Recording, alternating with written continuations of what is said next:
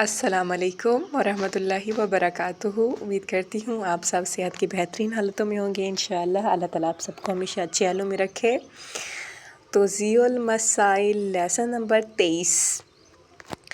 برتن کے علاوہ دوسری چیزوں کا پاک کرنا۔ اگر کسی چیز کو جو برتن نہ ہو کر جاری یا بارش کے پانی سے ایک مرتبہ اس طرح دھوئیں کہ پانی تمام جگہ پہنچ جائے تو وہ پاک ہو جاتی ہے، اور قالین، لباس اور اس طرح کی چیزوں میں نچوڑنا یا اس کے مانند ملنا یا پیٹ سے فشار دینا ضروری نہیں ہے۔ قابل ذکر ہے کہ جب بدن یا لباس پیشاب سے نجس ہو جائے تو اس صورت میں احتیاط واجب کی بنا پر کیڑی یا بارش کے پانی سے 2 مرتبہ دھونا چاہیے، لیکن جاری پانی میں ایک دفعہ دھونے سے پاک ہو جاتا ہے، اور یہ حکم صرف بدن اور لباس سے مخصوص ہے۔ اس میں قالین، کارپیٹ یا وہ کپڑا جو لباس نہ ہو شامل نہیں ہوگا۔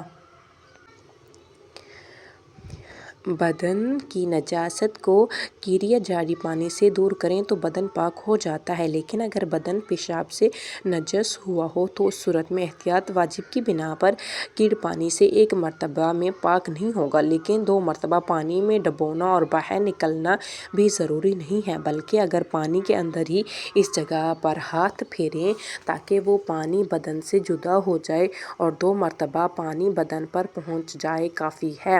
برتن کے علاوہ جو پیشاب سے نجس ہوئی ہو اگر اسے قلیل پانی سے دھونا چاہیے تو ایک مرتبہ اس پر پانی ڈالیں اور پانی اس سے جدا ہو جائے تو اس صورت میں پاک ہوگا جب اس میں پیشاب باقی نہ رہے، لیکن لباس اور بدن 2 مرتبہ دھونے سے پاک ہوگا۔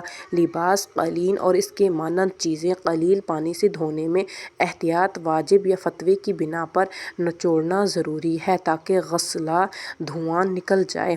اگر کوئی چیز ایسے شیر خوار لڑکے یا لڑکی کے پیشاب سے نجس ہو جائے جو ابھی کھانا نہ کھاتا ہو، چنانچہ ایک مرتبہ پانی اگرچہ کم ہو اس طرح ڈالیں کہ نجس تمام جگہ پر پہنچ جائے اور نجاست پانی کے اندر ختم ہوئی شمار ہو تو پاک ہو جائے گا، لیکن احتیاط مستحب ہے۔ دوبارہ اس پر پانی ڈالیں اور لباس، قالین، مزید اس طرح کی دوسری چیزوں کو نچوڑنا ضروری نہیں ہے، وہ چیزیں جو برتن نہیں ہیں۔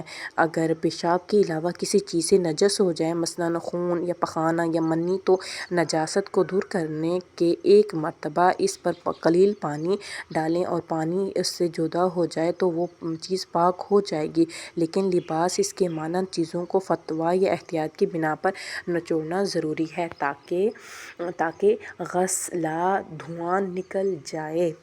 سبحانک اللہم و بحمدک نشہد ان لا الہ الا انت نستغفرک و نتوب الیک۔ السلام علیکم ورحمۃ اللہ وبرکاتہ۔